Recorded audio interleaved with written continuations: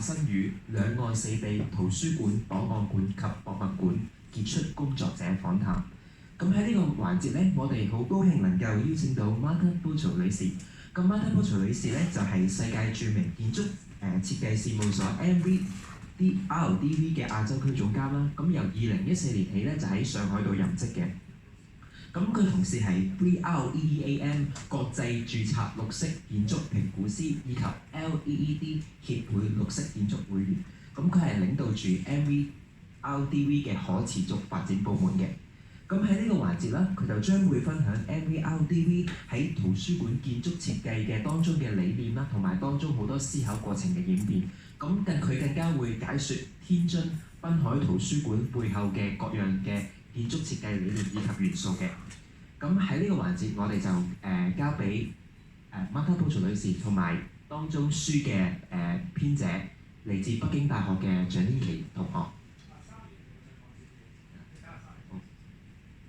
出版社嘅Sally 都會講一講。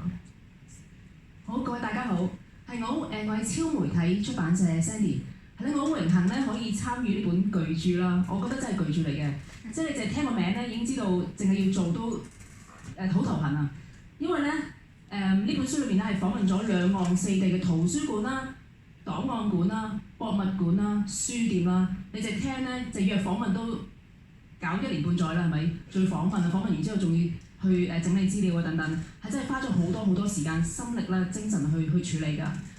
咁就裏面咧訪問咗好多，即係我剛才所講啦，即係兩岸四地嘅圖書館啦、檔案館、博物館、書店啦嘅負責人啦，佢哋點樣營運啦？簡單嚟講係點樣生存啦？我覺得，同埋點樣結合新嘅科技啦，去令到讀者會更加容易去查閲資訊嘅。咁同埋咧，佢哋亦都會點樣去推陳出新啦？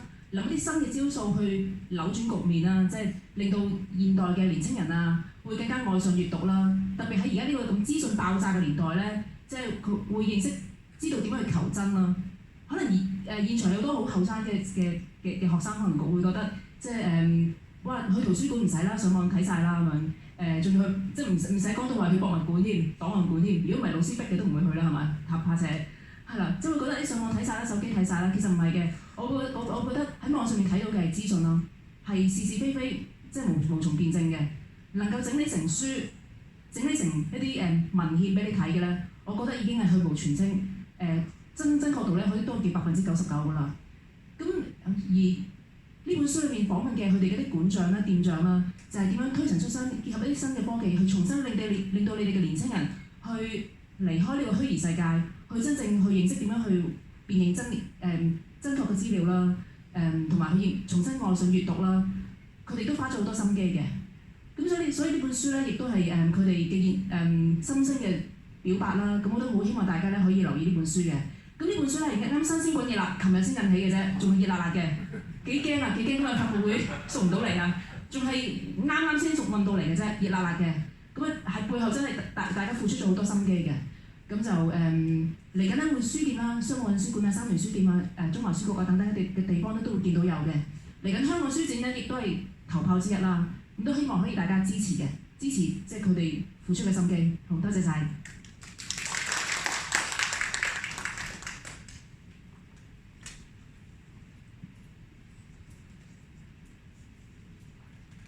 Okay, so now we have our guest speaker, Mrs. Marta Pozo, to give us a speech. Mrs. Pozo is an outstanding architect and designer, and she is now the director of MVRDV Asia in Shanghai and the Dream Ascensor. Mrs. Pozo joined MVRDV in 2007, and she has led MVRDV Asia since 2014. Expanding the film's profile in the Asia market and supervising Asia projects. Before moving to Shanghai, she led the film's sustainability development in Rotterdam, and she had been involved in some projects in Spain. MVRDV has unique insights and ideas on library buildings, and its architects put their thinking in designs of Tianjin Binhai Library, which has been one of the best-known libraries since it opened to the public in 2017. Tianjin Binhai Library is famous for its amazing buildings and creative design, which break the stereotype of libraries. Today, we are honored to have Mrs. Pozo here to give us a lecture from design to creation of the Tianjin Binhai Library. Let's welcome Mrs. Pozo.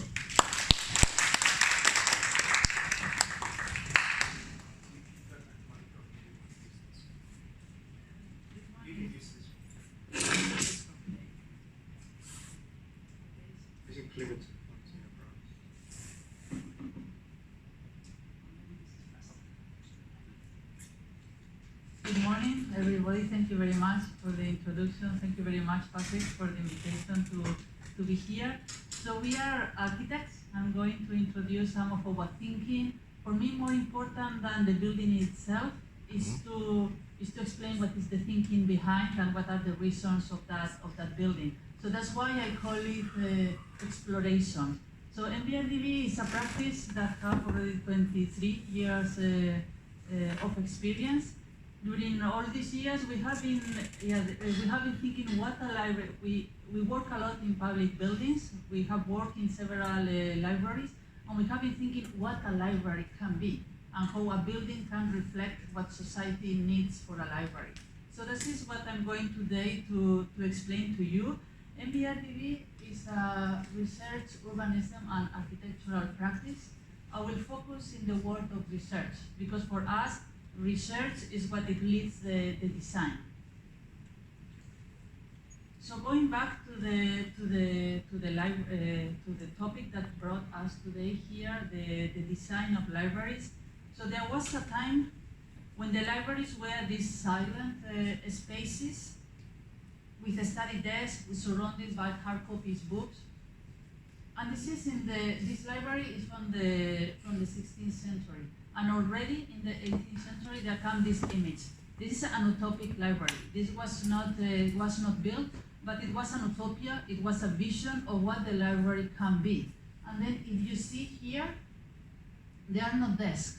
It's all surrounded by books, but there are no desks. But there is spaces for people to mingle, to wander around, to debate, to exchange information, to talk. So this is something that actually motivates also what a library can be, motivate also the thinking, and also brings to this thought that the libraries actually they are evolutionary spaces. So are the libraries dying, or on the contrary they are evolving? So there has been a lot of thinking if in the era of information, in the era of digitalization, the libraries will disappear. They will not disappear, but the library, what they need is to evolve. In the same way that has been evolving on the images that you saw from the 16th, 17th, 18th century. So it needs thinking, it needs exploration, it needs visions, and then ultimately it needs to reflect those visions and make them real buildings. So this is when architecture can become a device. Architecture becomes a tool to look at the surrounding and to reflect what's going on society, what the society needs for the libraries nowadays, and to reflect it in the building. So if we think like this, then actually architecture, the scope of architecture of us, of our world, the designers, then it gets enlarged. Because then it's more about pointing out at wider issues, and beyond is not only to point out at wider visions, but it's also to show alternatives. And this is what I want to discuss with you today, what a library can be, what other alternatives we have for the library. The first project that I will introduce 3 projects. And the first one, it has not been, it was more, it was an exploration, it was part of our thinking, and this was many years ago. We did it 20 years ago. And here what we try is to explore a library that is not only a store of information, but a distribution of information, and also is a thriving social gathering place. And here I want you to point out that we are not talking about books, but we are talking about information. So it's wider, the scope. And this was, we did this project for the Library of Brabant. Brabant is a province of the Netherlands, And in the last 15 years, there has been a lot of small libraries that has been built, but very small. And because they were small, also the budget was not enough, and the collections they were not good enough. So then we were asked to create a library that would be the library of all the province. We thought that would be a good idea to centralize in one building, to have a better collection, a place that can stimulate much more, and from there, from this library, then it could distribute to the rest of the province. And we also had a thought, when we include that the library has also this distribution system, so then actually it can be in other places. It can be even in a supermarket. You can have a building. So, and this is thinking in the library to make it more accessible, in the information, in the knowledge, to make it much more accessible. Because yes, the information has power. So this is centuries, for many centuries. This is the information. It was stored in books, and it was bound to specific places. But then it came in the recent years with all the media, with all the internet, with magazines, much more ways of information. So all this got developed, and then we look back to this vision that there was already in the 18th century. It was this a collection of all this information, and then it's also transfer of all this information. So how it would be a library in an info city? We studied this for the province of Brabant in the Netherlands, and yes, we think in this system in a place that could be an stimulation, and how we can stimulate all this collection of the different type of media. We thought that this is important, and to collect it and storage all this information, create a continuous store, a continuous that can be also be adaptable, and can be expanded, can be contracted organically. So it's a place that is flexible, that is not constrained, and it's also combined. So it's not only a storage of books, but it's also a place where other things can happen, where people can meet, where people can have. So we imagine this spiral of books, and then these units that plug in, where people could work alone, could work in groups. And then on the very bottom, there is this lounge, this gathering of a space, where people get together. There is this transfer of information. You look around, you get stimulated with all this media, because we think also that this is important from the libraries. It's not only to have the information, but it's to stimulate people to use that information and to transfer that information. So for that is what architecture is interesting. You have to make a place that can attract people and also facilitate this transfer of information. And accessibility, I think, is very important, so that it's easy to reach there, it's easy to arrive there. And it should be in a place that is not just in a corner of a city, but it's a central place, because again, it's about the power of information and about making this information accessible and democratic to everybody. So thinking in all of this is the library that we thought, a library that is a storage and distribution of information, that brings a stimulation, that is a place for gathering people, and of course that is accessible. So this is how we thought about this library, and then years later we got the commission to make a library of another place in the Netherlands. And here what we were exploring is how libraries can be a place to stimulate the experience of reading, and also for the libraries they can engage with global issues. So actually they can have they can be part of a broader agenda. So this library was in a place called Spijkenisse. This is in the Netherlands, and interesting enough, is a place with a poor educated people.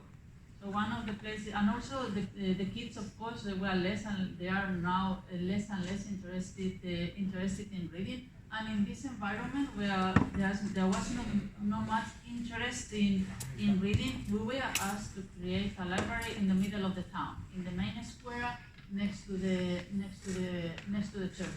We thought that it was a great location. It's in the center of the village. But how to create a library that would attract people again to go in, to read, to stay.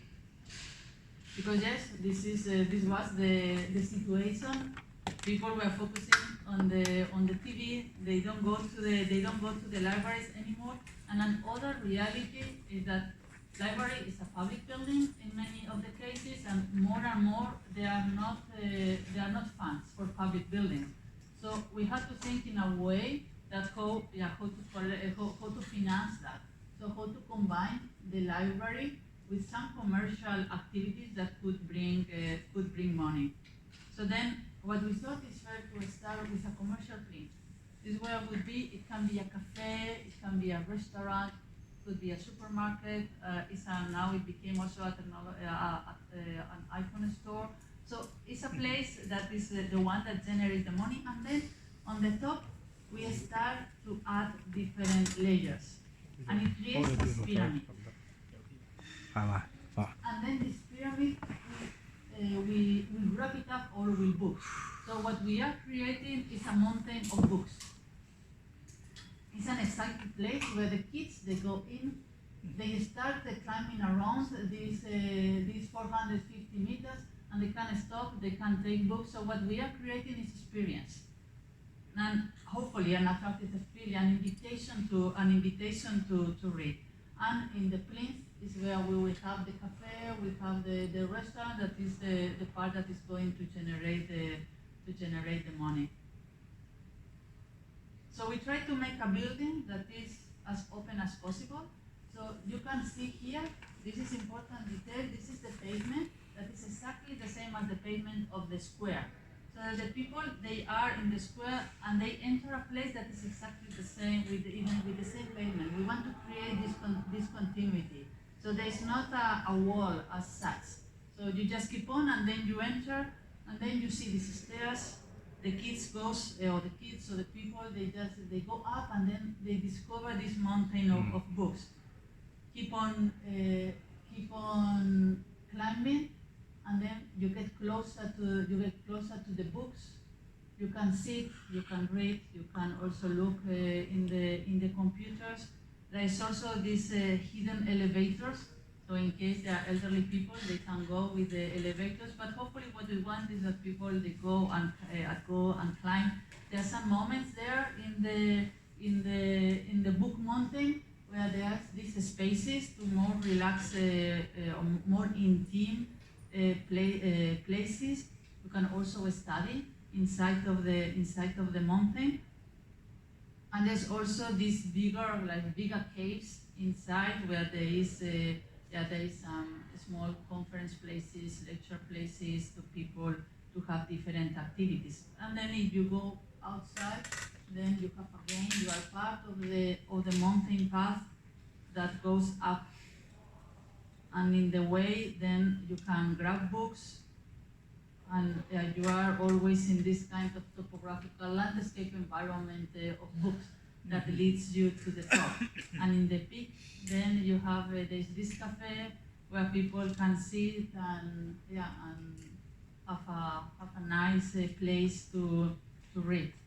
So here, what we try is to create a place that is an invitation to read, that is easy for the people to go in, to climb, that is fun, and that hopefully it will bring people. It will bring people in. And in the night, then it closes with this glass. It closes in the surrounding. So emphasizing this invitation to read and to get and to gather all this information. But we wanted also that it's not only a book mountain, but also we wanted to talk about the sustainability. So also to engage with these global issues that are needed. So yes, there is a lot of glass on the top of the book mountain because we wanted it to be as open as possible, to be so that you can look towards the outside, but also that is visible from the outside. But then we have to we study some climate features. We integrated climate features. We have a glass that is with a solar control glass that is transparent, but also in the interior we have some sun screens to block the sun when it's too much in the summer. There is also natural ventilation. So when we have here the sun screens, the heated glass goes between the sunscreen and the glass and gets discharged on the top. And there is also some trees that helps for shading, for coolness inside of the library. So this is the climate concept. Also, we tackle the part of the energy with a heat pump. I don't go into details of this. There's also water. We have some trees inside. So we collect the water, it's storage, and then it's used for the library, for the watering of the plants, and also for the water of the library. And we have also some special materials that they collect the heat and then release it so that it cool down the building. So this is how the design intent and the design thoughts behind this library. That I want to go beyond being only a reading room, beyond being a storage of books, but what it wants is to be experience and to a stimulation for people to be curious and to go inside and to grab books and to enjoy it. And then it came this other commission. It started with a competition here in closer to here in Tianjin in China. So Tianjin is you know is a city in the east of China, and as many cities in China, they are developing very fast. There are new districts that are being built.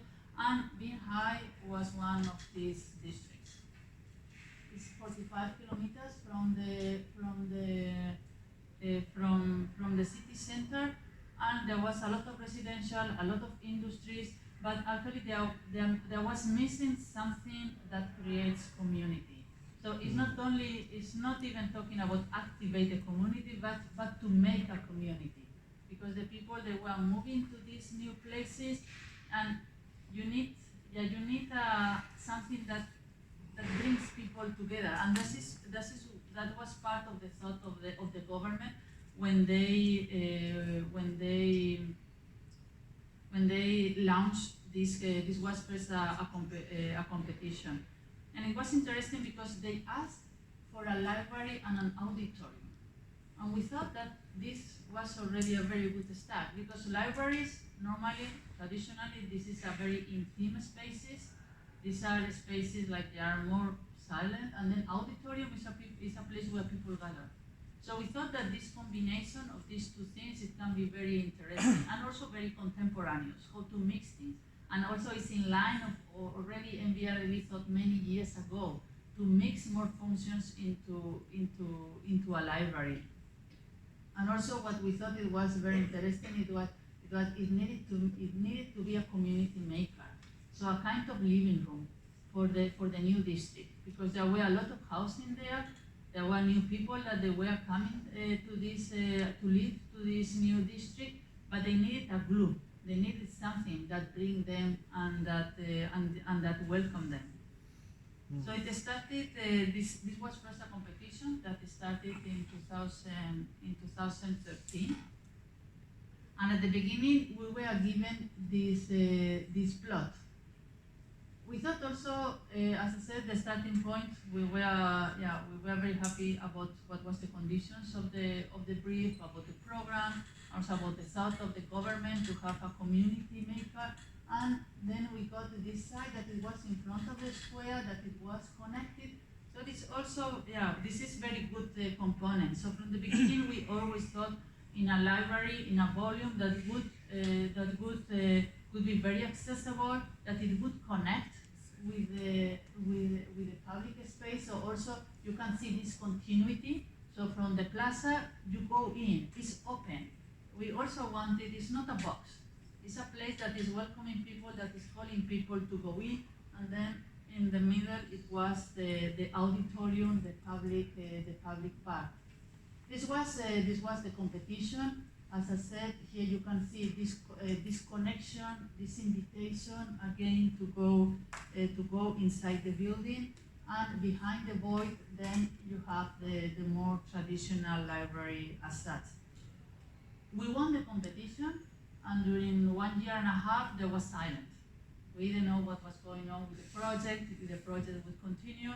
And then in January 2015, they called us again, and they said, yes, you won a competition 1 year ago, and now we changed the site, but we want you to stay in the competition. And then they chose another site. This is the master plan. It was done by a German architect, it's GMP, and this is all these plots. This is a cultural district, the cultural district of Binhai, and all these plots, they are other cultural program. And MVRDV was commissioned to do the library. We thought, we were just thinking in the master plan. The master plan is good because you have all these different programs. It's in front of the park, which is great, and then you can see this axis, this cross is what they call it, the cultural gallery, and that connects all the cultural program that different architects they were going to develop. We were given this site. And we like it because it was a plot that it was connected the park, and it was connecting the cultural gallery. For the rest, it has a lot of limitation because it could be only a box, and it could be a box of 30 meters high. Here you can see all the different program that has been built over there. So how was the design narrative? We got this plot. We got the big constraint that it has to be a box with 30 meters height. And then the program, again, it was the auditorium. So we have the library and the auditorium. We have the more private, the more intimate part, and we have the part that is more public. The auditorium goes in, and instead of being one next to the other, the auditorium is in the heart of the library. So actually, the more collective part, the more public part, is in the middle of the library, creating this kind of activator, this kind of glue of people to go in, and also allow us to connect what was the cultural gallery that was behind with the park. So actually we are open up the building. The building is that doesn't have doors. It's really a place that is saying you, yes, come in, and from the landscape you go to the cultural gallery, and in the middle you have this auditorium surrounded by the library. And this space, we want people to stay so that they don't go and also it's only a corridor. So this becomes a living room. And for that, then you have to add atrium so that the people goes in, slow down, look around, and can stay and sit. And that's why we create this atrium in the middle. And with the same language, then it's wrap it around. So what is an atrium and steps in the middle of the space, then it becomes solar shading. And of course, we wanted to be lit. So then we open a light source on the bottom. And this is how the design, step by step, how we thought in the design. We did a lot of studies on the facade, because once we study that we want a box, was given a box, couldn't be another thing, it has to be a box, but once we want it to be a box with a big hole, a collective space in the middle, a place that is welcoming, and there were many possibilities. It has to be in the same level of the landscape, or it can be lit up and then goes down, and there we have the auditorium, or it could be more symmetrical and completely continuous, a little bit twisted, so that we can a little bit play in different parts, different characters that the auditorium in the middle can have. So this is all variations that we study of this public space or collective space, what it could be, and in each of them, then we also study what are the qualities that is bringing. And at the end, this is the design, how we adapt it. And this is how in the design process, how it looks like. So it's this landscape here of these waves that goes around this auditorium. So it's more like a living room, a place to people to gather. Then you can go to these places here. It's going to the library, and these are other educational facilities that are on the ground level. We imagine the auditorium at that time to be mirrored, because if it's mirrored, then surrounds of the books that are around, and we like it that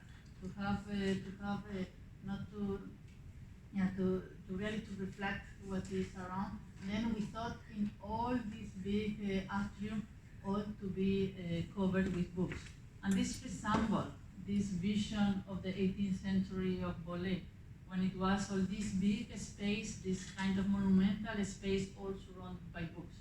That was what we thought in our mind, but what we wanted also to stimulate, so that when you enter there, then you are overwhelmed for this sea of books that you have around it. So it was very important, the design of the bookshelves. We also spent a lot of time thinking how to conceptualize that. We wanted to solve everything with the bookshelves. At the end, this is a library, so we thought that this is one of the most important elements of the library. So all the library, from the floor to the ceiling, is all bookshelves, and the bookshelves themselves, they go outside of the facade, and they became the sun shading. So with the bookshelves, they have two functions. And in the part of this is in the part of the void, then you can have books in this side, but you can also have books. This is the part towards the collective space, or you can also have the books inside. Here you can see better in this diagram. This is how we imagine the blue lines. Then the people can climb up, and then you grab the books from there, and then on the red line, then you take the books from behind, from inside of the library. And in this way, then all this collective space in the middle can be also surrounded by books that they are accessible. So the atrium was the most the central part. We make it undulated. And why undulated? Because we wanted to be an atrium. We wanted to be a place where people sit. It could have been straight, but if you make an undulation, then you make different zones. So there are parts that are, these are the parts that are more, that are farther away, so then it can be more relaxed. These are the parts that have more and they are a little bit orientated towards the board. So by doing this undulation, first it's more smooth.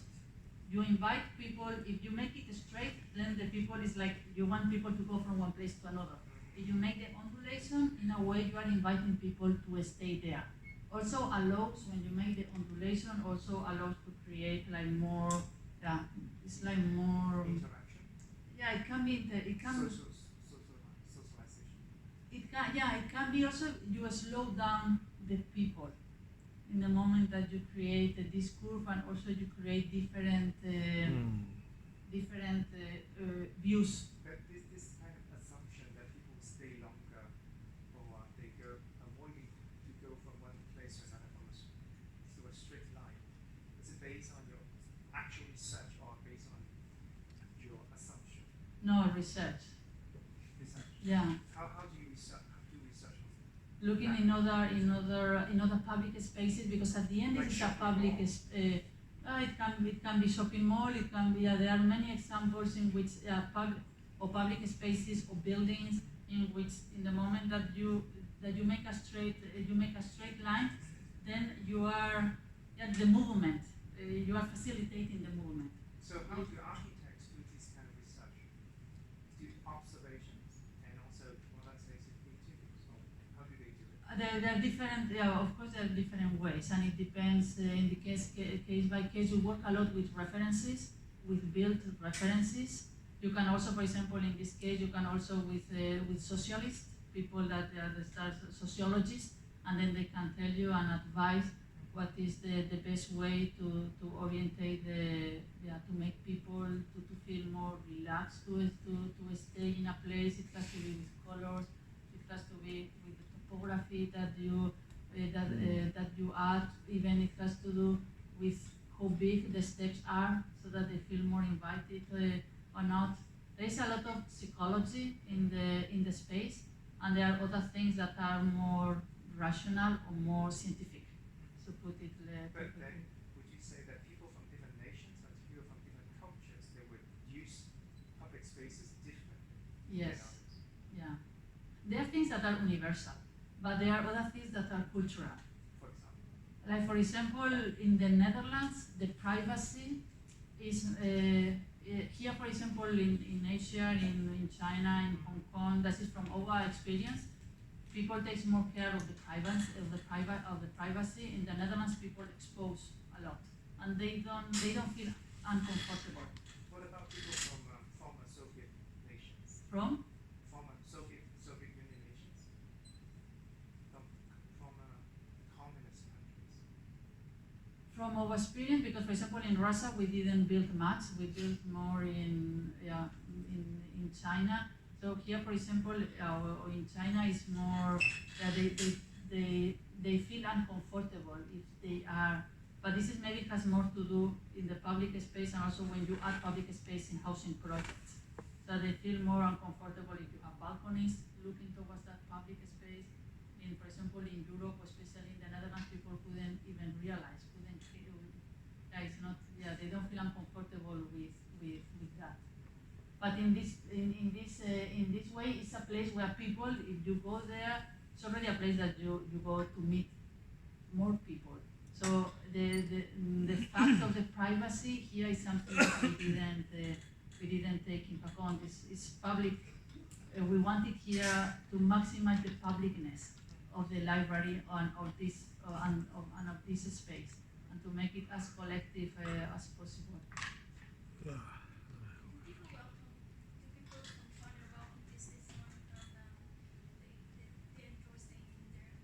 I will show later photos in the presentation. We were surprised how people embrace and enhance the design. Yes. Yes. No, I think the people, because there are two things. Because for us, actually, it got a reaction that we didn't expect. So actually, we also analyzed afterwards, and we also learned afterwards. Because one thing of this space is that we didn't expect it was the Instagram effect, of the social media effect. Instagram. Yes, or Instagram, maybe this is more European, but the social media effect. How people nowadays they like to make pictures of themselves, and how they put it into social media. So there are many people that goes there for the fact that they want to make a photo of themselves in that space. But what is interesting is that once you are there, the people are curious. And this is maybe what is nice about this building, because open the curiosity of people. Maybe you go there only to make the photo, but when you are there, like these books, and then you stay because you like the space, you sit there, and then you grab the book, and then you read a little while.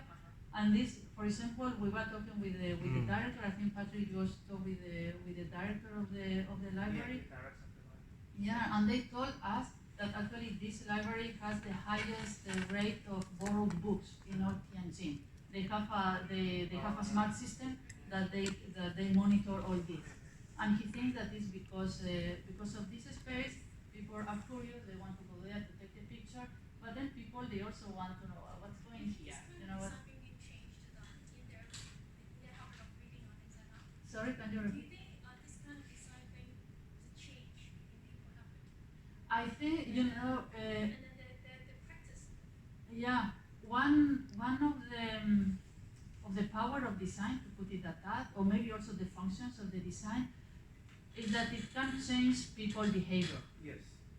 And this kind of library, and this is not only this library, there are many other libraries, and there are wonderful examples of library in the world that they try to do that. They try to change the behavior of people so that they understand that reading can be also a social fact, that knowledge is important, that knowledge can be attractive, that you read and then you can be there reading and you talk. So nowadays there are also a lot of book libraries that you take your cafe and you also have books around and people grab the book in that. So it has to do with this, that people not only want to read, but people want to read and to interact and to do things at the same time. One more and more what we see in this, talking about this evolution of library, I think also in the phone. 30 years ago, the phone was only to call, and there was one function in one machine, in one device. Now we have the libraries that people more and more, they are demanding more. They want to do more things in the same place. And now does the library have to adapt to that? It has to have books, yes, you have to read, but also it has to have other kind of information, have to have videos, has to be connected over there with all kinds of smart technologies. You have also to allow a place where people interact, that is not only to be you alone study, but you can also, in that moment, you can also, so it's this, it is a part of the evolution of society, and architecture has to go with it. People are getting more demanding, people want to do more things inside of one building. And this is maybe what this library is trying to address, and hopefully we think that this, and we hope that reach that. So it's attract people, you go there, you take your picture, you sit, you grab a book, if you are interested to stay longer, you go inside, if not, then you can go. So it is kind of more dynamic. Society are becoming more dynamic, and the spaces, they have to accommodate that dynamism. No, Do you want to know? Eh? Do you want to know why you were chosen? Do you know? I don't know. Ah, okay. Do you want to know? Oh, it would be good to know, but we don't know. Do you typically have such project in China, especially like easier to work have such project in Netherlands or China? It's different design processes, because actually now when I will continue with the presentation, you will also see how the design changed. And the reality, let's say it like that, because every country has their circumstances. China has been developing very quick, which means that we architects, if we work in China, we have to learn to adapt to that speed. The problem with this project is that it was one year, it was a stop from competition to restart again, and when they started, then they wanted to build it in 2 years. So we have to finish the design. They wanted to build it from 2015 to 2017. That it was already the opening. When there's a speed, there are all kinds of technologies nowadays to deal with the speed. We have conference calls. You is that when there's a spill, the communication somehow failed. People get stressed, and the communication failed. And then you will see the results of this spill. So I will continue, and then you will see, what happened with the design. So here is what the So were there cultural barriers or language barriers that you had to overcome during this design and what collaboration?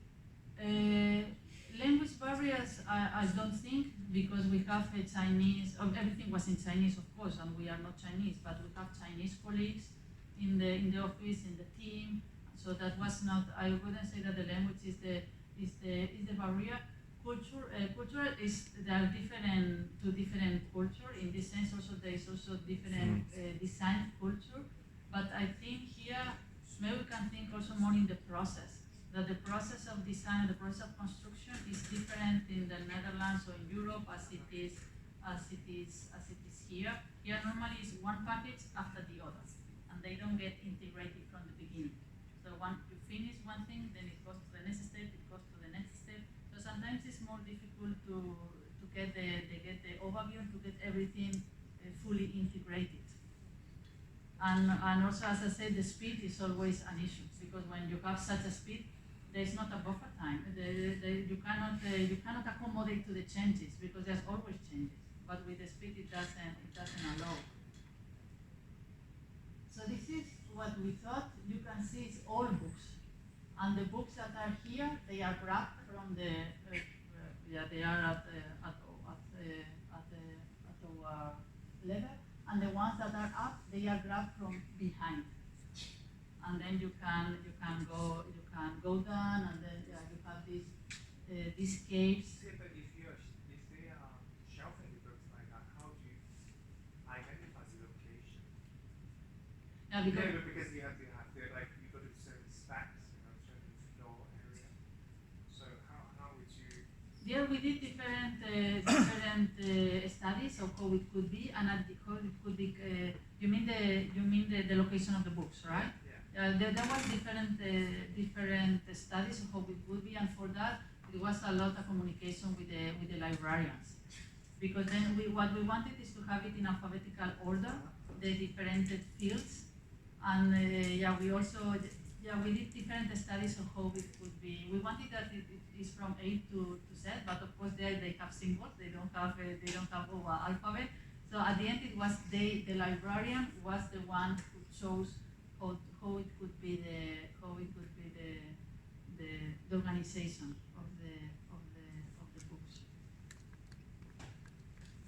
So this is some functional diagram. Here you can see how we have here the slope and the slope on the other side, and both of them they are accessible or from the ground level or from the top, and there is like the collective space in the middle and the more quiet space around it. So it's this combination of two types of space. And the circulation, as pedestrian, you can go inside of the library through these openings that they are in the atrium, also there, or you have also the elevators. And the different programs that we were at, there was programs that are more public, more others that are a little bit more private. And then, here you can see the plans. This is the basement. This is the ground level. When you enter, you can sit here, or you can go inside. You can keep on climbing. You go to the F2. You can still, here is the atrium with the steps that you can go in the library. And in the third floor is already the floor that you would have here the atrium, the inverse of the atrium in this part. And you would have accessible of the books from this side.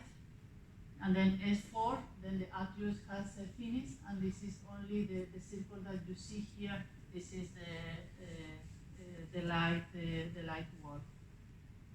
The sphere inside is a theater? Yeah, it's an auditorium. So you go inside, and then there is a big stream, and the stream they can or project in the screen, or there is lectures. There is an auditorium. But then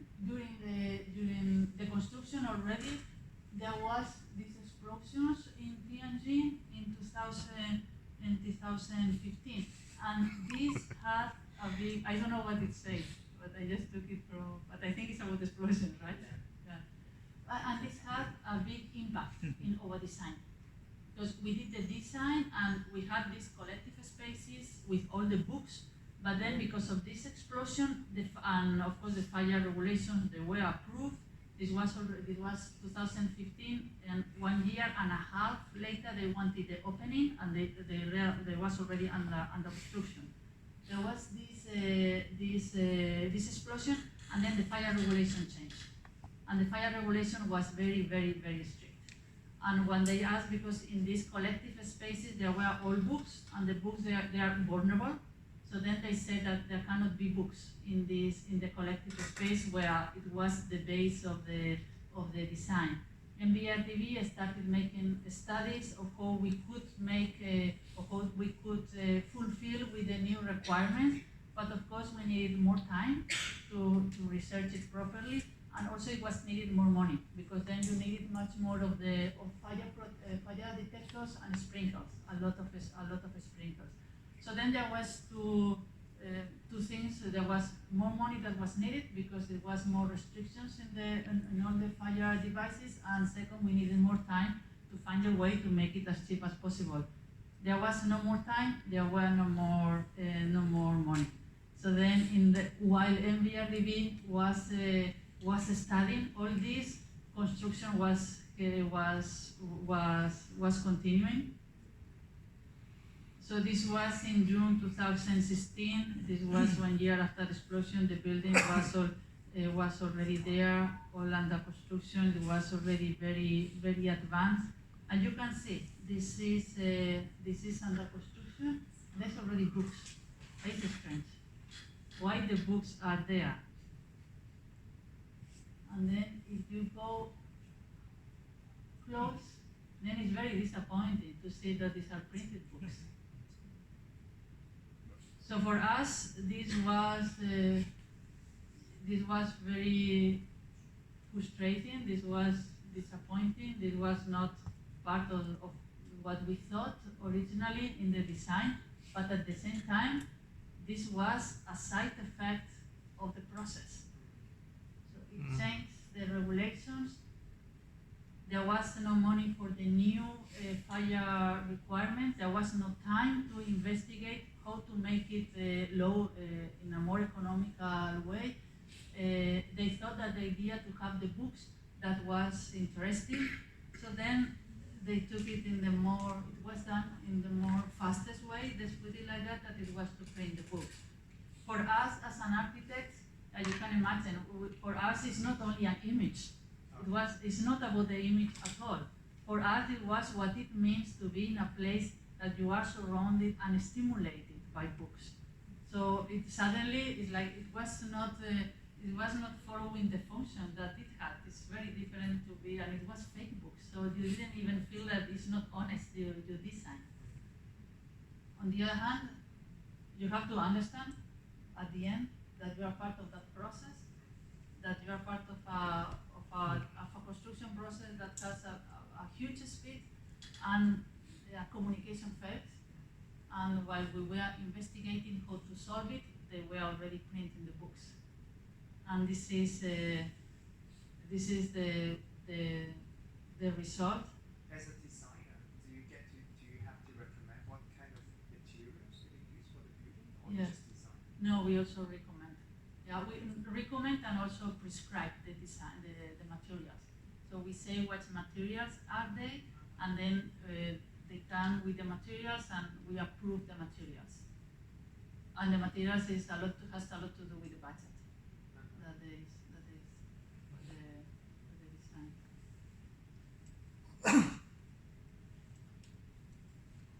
So there was the opening. As I said, yeah, we were in a way, of course, disappointed for how the things went. But then, yeah, this is how it looks like. It has the atrium. It has this kind. It's a living room. We thought that it's a place that really that brings people together. In a way, it's dynamic, but it's also relaxed.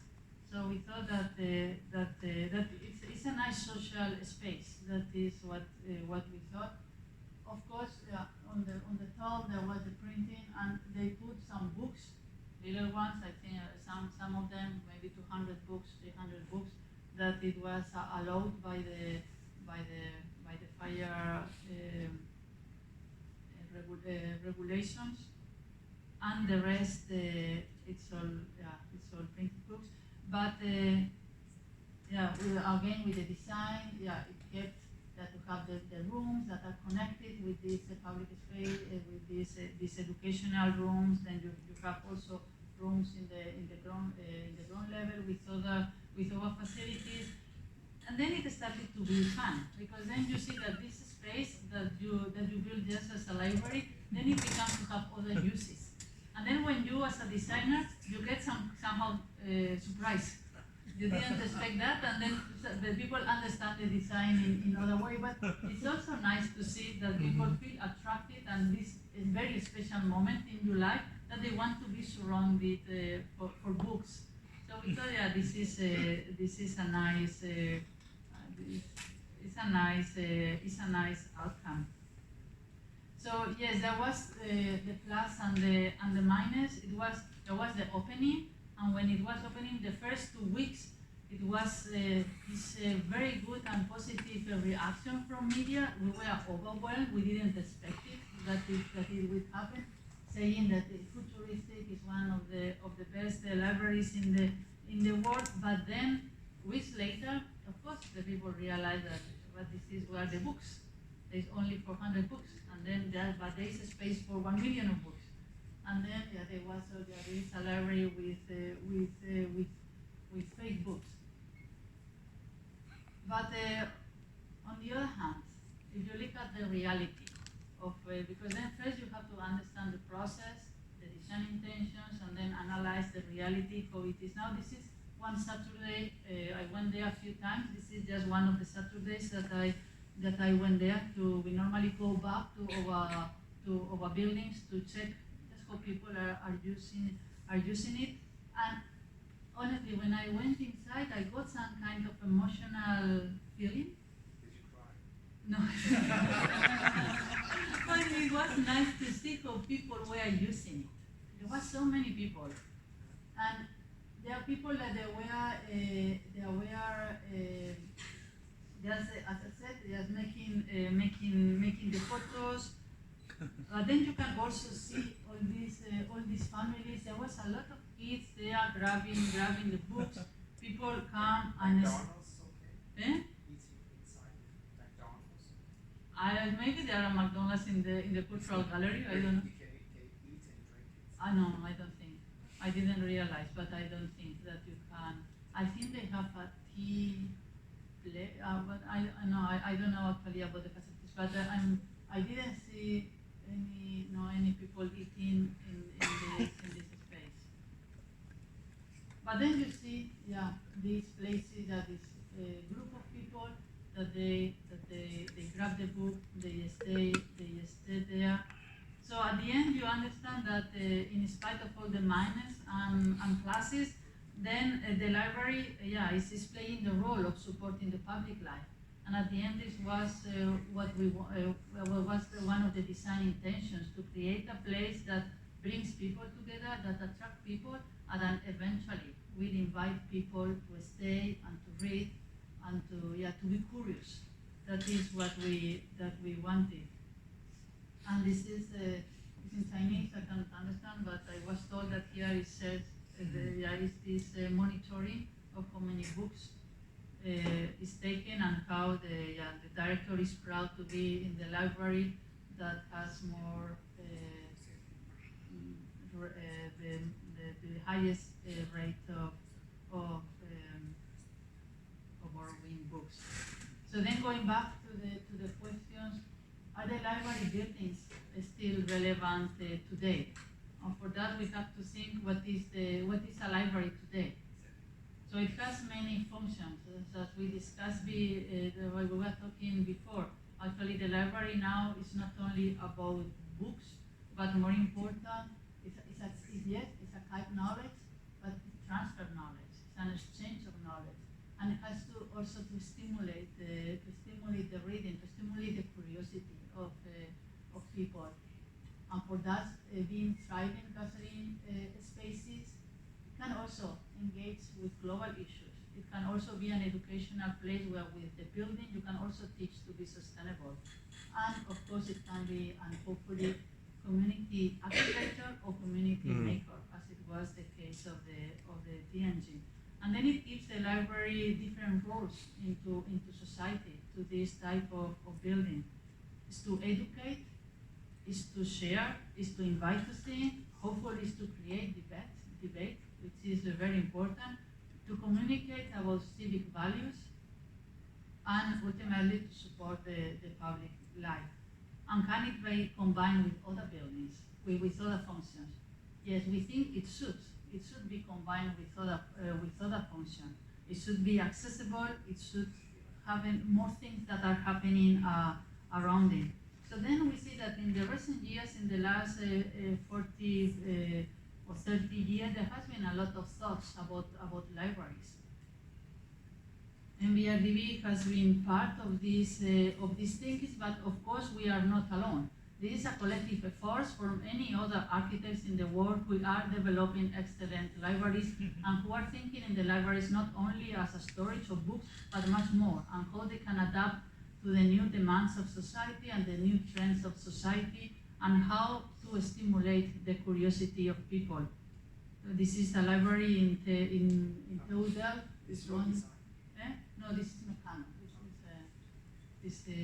So what I want to show here is that we are part of a broader collective effort to create libraries that accommodate to the new design or to the new society. So of course the Theatre Library of OMA. This is the Vancouver Public Library. This is a beautiful library in Mexico City that with all these storage of books, with very good public spaces around it, with a lot of plants, with a lovely microclimate. So then going back to this vision of the 18th century, when there was this Boulet who thought how to transform the library buildings from places that are silent, from places that are more intimate, that is for researchers and to study, to make places of debate, places that stimulate the knowledge and that also that stimulate the curiosity. So it's this evolution of spaces. So we don't think that this question that many people think that what is the future of the libraries? The library needs to evolve, and the library is evolving. And this is a source of inspirations for the designers, and of course, is a source of explorations. So thank you very much.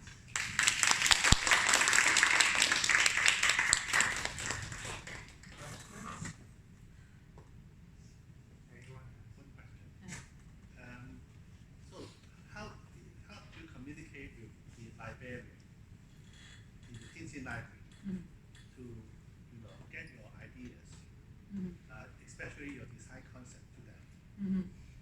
Because that's very important, because that's how they use the library after it's open. And as architect, you finish a job. When it's open, the designer is going to maintain the upkeep and make sure it functions as what you intended to do of the outset. So how do you communicate? For the Tianjin library here, the client, actually the person that we were talking was with the government, and the government were the ones who were leading us in the design and what kind of spaces it was needed. We proposed to them, because at the beginning to have this collective space in the middle that was not part of the design, but we communicate with them. They accepted. The director came later. So the director of the design, the person that now is leading the design, in in a way, he received a building that it was there, but our client was the government. And what we expect is that, of course, the government knows what are the needs of this specific society and can evaluate if the design fulfills yes or no with the needs. Just one comment, because I had the opportunity to visit quite a number of new libraries in China over the past 10 or 20 years. Many library directors told me that these are, to them, turnkey projects. And They are, sorry? turnkey projects. It's there, and then they have to adjust to the building. Yeah. And that caused quite a lot of trouble to them. Yeah. So that's why I asked for your project, especially because it's the government and the library director that sometimes the provincial people, sometimes they're very poor communication with the people who are going to use the library. No, in this case, as I said, the director came after when the building was done. So it was assigned later, and then as soon as he was assigned, it was introduced to us, but the building was already built. But then we discussed with him. We explained to him what were the intention, how we thought that the library should be used, and there was very good connection from the beginning with the design director. He is very happy with the building. He was open to everything that we explained about what the building could be, and so it was. But he came afterwards. Yeah. But still, it's a very successful project. It's a successful project. Yeah. You did say that you need to incorporate some local cultural elements inside the process. So what do you mean local? Like I don't roots know, of like Marta, something that reflects carrot the characteristic of the city of Tianjin, for example. For example, here it was a new district, so then actually there was not a surrounding. Everything was quite around. It doesn't have yet the soul of communities that have long history. So actually, our task was to create a book. We are to create a library that could or a place that could be this community maker about the cultural.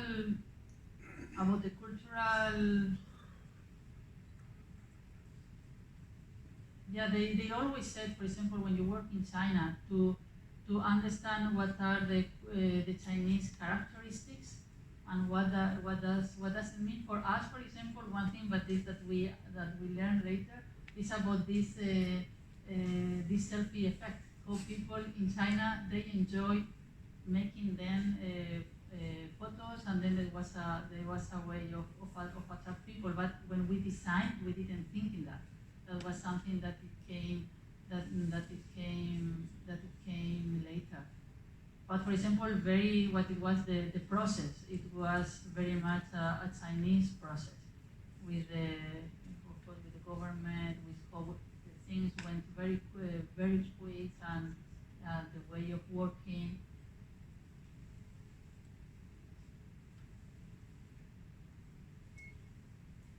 Yeah, I think even though you didn't see in the future in that selfie effect, but you still, in the beginning, original idea is gathering a community. So you get the opening idea, so get the opportunity to open this selfie effect invited in this space. Yes. What we, from the beginning, and this is already in the first project that I saw from 20 years ago in the Netherlands, we wanted to open up the building. So it's a building that, or the one that is like a book mountain, and it has a glass top. So it's really to open up the libraries, to make it collective spaces. Of course, you need also more intimate spaces because people normally also want to study, but not everything has to be this study. You can also try to push or to integrate, not to push, to integrate other social or other functions. That's why we like it when we see the wedding people, that it becomes like a photography place. This is a place also that there can be performance. Can I show a video? Because I have a video, and then you can see also how they illuminate the ball, and then it became like an spectacle. 6 minutes of video. It's very short. I saw you.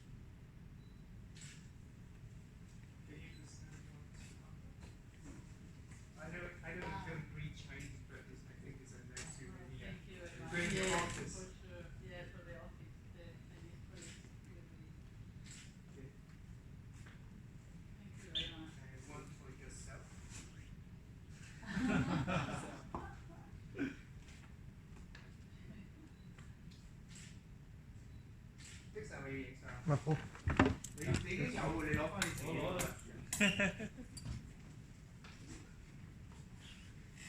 睇下有冇漏咗，如果有唔好意思啊，如果漏咗係有 interviewee 嚟嘅。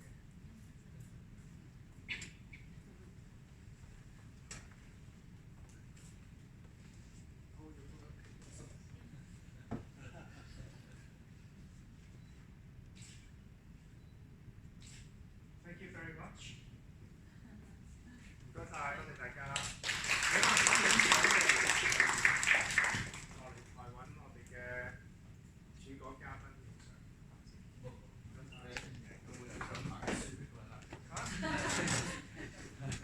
我冇錢找㗎嘛，你錢。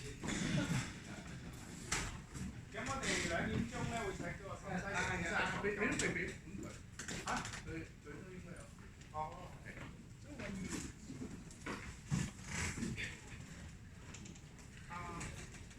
She has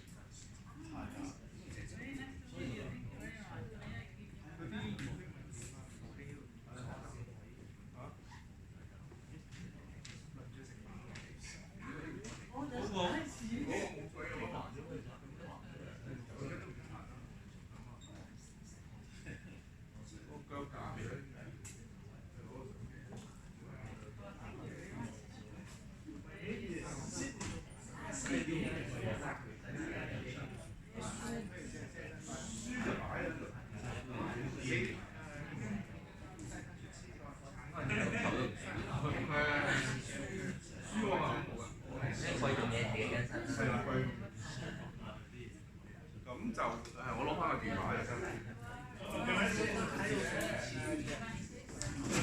QLM 佢哋。